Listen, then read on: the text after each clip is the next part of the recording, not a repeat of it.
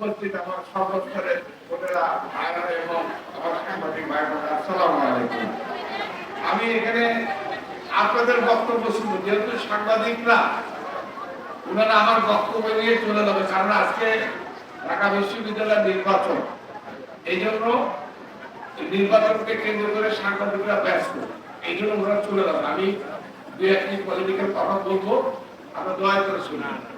প্রিয় বোনেরা, আপনারা জানেন স্বাধীনতার পরে বাংলাদেশের রাষ্ট্র ক্ষমতায় বিএনপি আসার আগে বাংলাদেশের এই মহিলা সমাজের কোন সামাজিক মর্যাদা, সামাজিক যে সম্মান, সামাজিক ভাবে, রাজনৈতিক ভাবে, অর্থনৈতিক ভাবে সচ্ছলতা আনা থেকে শুরু করে সকল ক্ষেত্রে মহিলাদেরকে ঘর থেকে, ঘরের মধ্যে বন্দী অবস্থা, স্বামীর সেবা ছাড়া মহিলাদের আর কোনো কাজ ছিল না।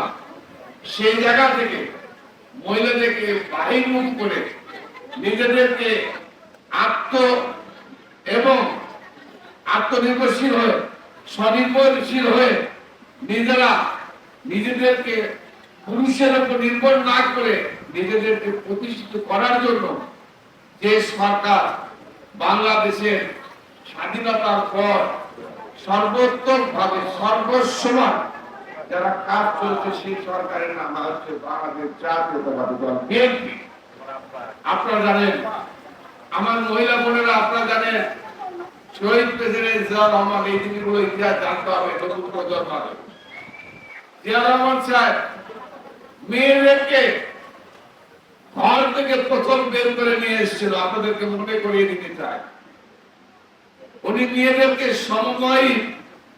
সমবায়ের মাধ্যমে তারা যেন উপার্জন করতে পারে, মেয়েদেরকে যেন আর ঘরে বসে থেকে না থাকে, উনি সর্বপ্রথম গার্মেন্টস, আপনাদের গার্মেন্টস, যে গার্মেন্টসে লক্ষ লক্ষ মেয়েরা কাজ করে, এই গার্মেন্টস বাংলাদেশে প্রতিষ্ঠিত করেছে শহীদ প্রেসিডেন্ট জিয়াউর রহমান।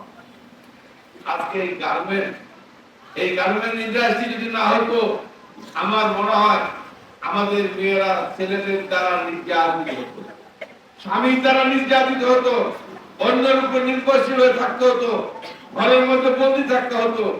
আজকে সে জায়গা থেকে শহীদ প্রেসিডেন্ট জিয়াউর রহমান স্যার কত মেয়েদেরকে ঘর থেকে বের করে